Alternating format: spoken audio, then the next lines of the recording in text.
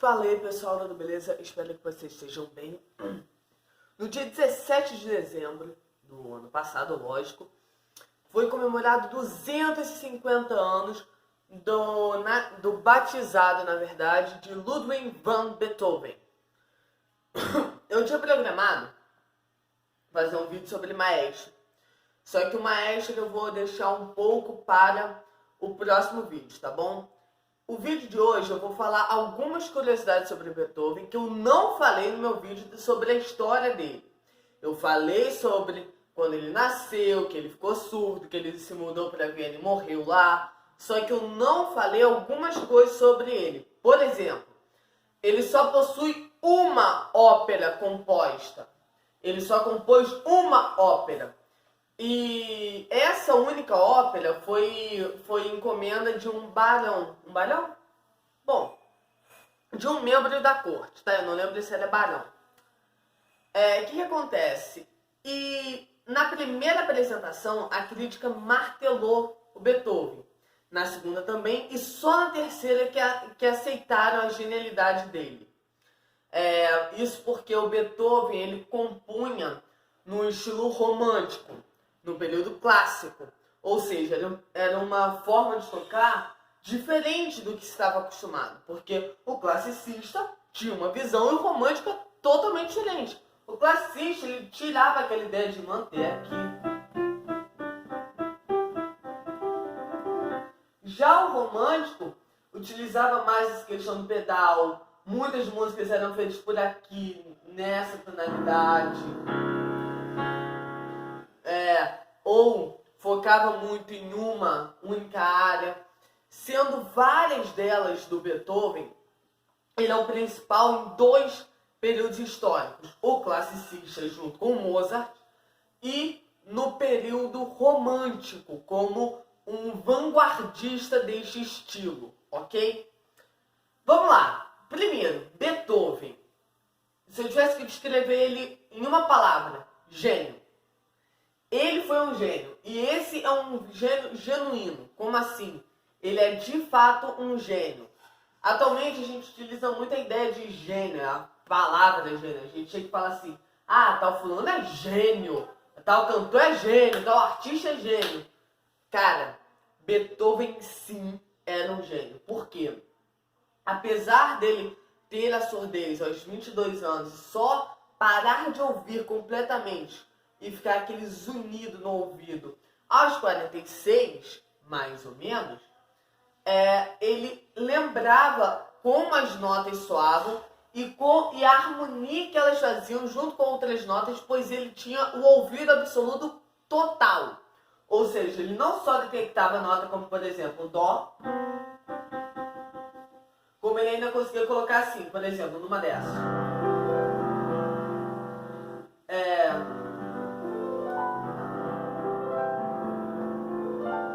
Aqui ele conseguiria falar, ele começou num arpejo de Dó, foi pro Sol, desceu pro Dó, foi pro Ré e terminou no Sol. Ele conseguiria falar isso tudo e ainda falar quais notas eu toquei diferente do que era planejado. E ele sabia o som, por isso que ele continua a compor. Vamos lá. Para começar, só por isso ele já merecia o tema de gênio. O cara compôs músicas depois de estar completamente surdo. Vamos lá. Primeiro, vou falar um pouco sobre a morte de Beethoven, tá bom? Beethoven, ele morreu aos 66 anos de idade. E tem boatos que foi envenenado, outros que foi de velhice, outros que foi por doença, porque Beethoven era extremamente porco. É o único jeito de falar. Ele era porco, a casa dele era um chiqueiro. Até para os padrões da época. Nos padrões da época, ele vivia no chiqueiro. E naquela época, o padrão era o chiqueiro. Ou seja, era como se um porco que vive no chiqueiro falasse assim, rapaz, tua casa está suja. É mais ou menos isso que acontece. Era esse o nível do Beethoven. Ele não tinha higiene nenhuma. E vamos lá. Ele era uma pessoa extremamente amarga, tá? Ele era uma pessoa difícil. Aquela imagem que a gente tem dele na cabeça, todo despenteado, com um olhar fixo ali, como quem diz assim, eu sou melhor que você e se eu quisesse eu te mato numa competição de piano, esse olhar fazia jus, porque ele deixava todo mundo no chinelo no assunto. Ele não só conseguia compor estando surdo, como ele compunha a um nível extraordinário, excepcional. Vamos lá. Outra coisa sobre o Beethoven, é importante o seguinte, ele só teve uma mulher que ele de fato amou. E ele fez uma música para ela que todos conhecem, a famosa música do gás.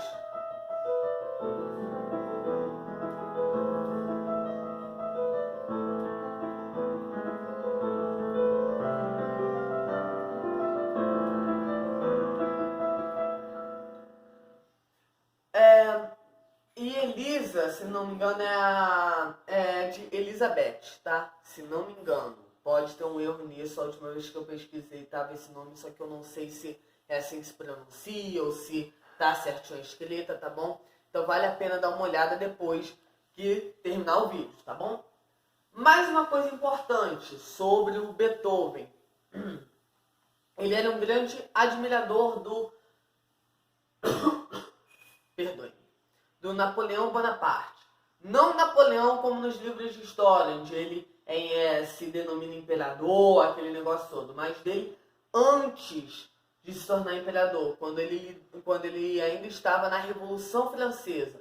Porque o Beethoven ele era totalmente contrário a essa questão de imperialismo, essa questão de ter um monarca assim, desta forma, tá?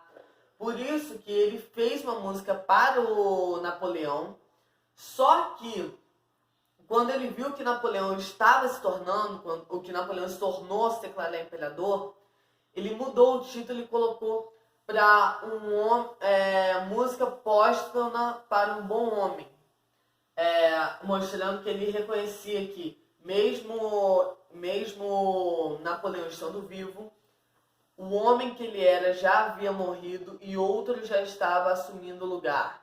Ele conseguiu perceber isso e mudou o título. Bom, vamos lá. Beethoven ele era bem mulherengo, tá? Ele realmente era conhecido por isso. E a única vez que ele se apaixonou, eu já falei isso. E as mulheres, as pretendentes do Beethoven também não aguentavam ficar muito perto dele. Não aguentava ficar com ele por muito tempo.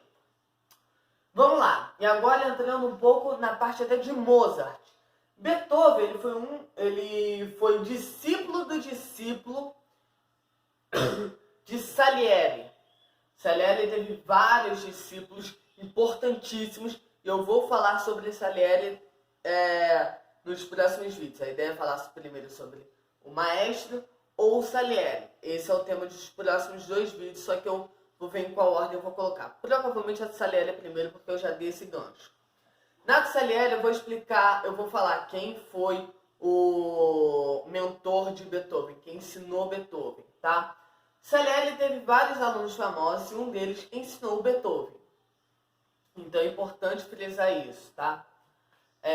Outra coisa importantíssima de se saber sobre Beethoven é o seguinte, ele começou a compor mais para o grave do piano, quando ele começou a perder a audição. Por isso que muitas músicas dele estão aqui. Ok? É importante saber. E também mais uma coisinha só mais uma coisinha que é importante, que é o seguinte, Beethoven não sabe ao certo se ele foi envenenado ou não, como é que foi, como é que não foi, mas a surdez dele, pelo que mostra alguns estudos e que são baseados justamente nos relatos de Selim Chiqueiro, foi transmitido por conta de uma doença vinda da pulga do rato. Não foi a peste bubônica, tá? Não foi essa, foi uma outra que também é transmitida por esta pulga e que em teoria ele teria pego e perdido a audição, e essa teoria tem base justamente pelos relatos da imundícia em que ele vivia, tá bom? Bom, Esse é o vídeo de hoje, espero que tenham gostado. Se gostou, já deixa seu like, compartilha com quem você sabe que é fã. E até com quem não é fã, fala assim, quer saber um pouquinho sobre Beethoven? Tá aí, ó. Quer saber sobre quem compôs a música do Gás? Tá aí. Falando nisso, por favor, vamos parar de tirar ela como música do Gás, porque, olha só, ouça mais uma vez, com atenção.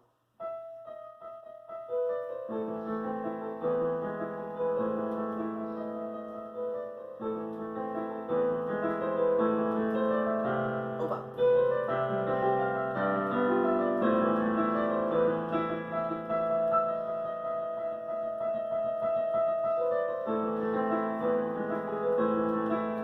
E o que acontece? Essa música ela é extremamente simples, fácil de tocar, soa muito bem.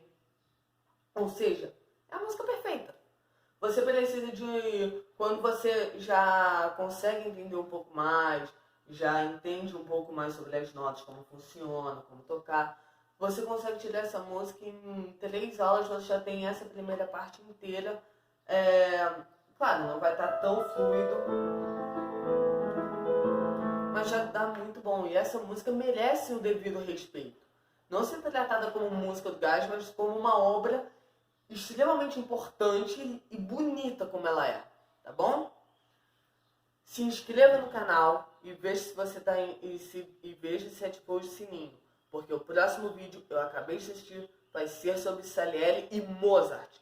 Muitos dizem que Salieri matou Mozart, mas eu posso te dar não provas, mas argumentos suficientes para provar o contrário. Até mais, pessoal!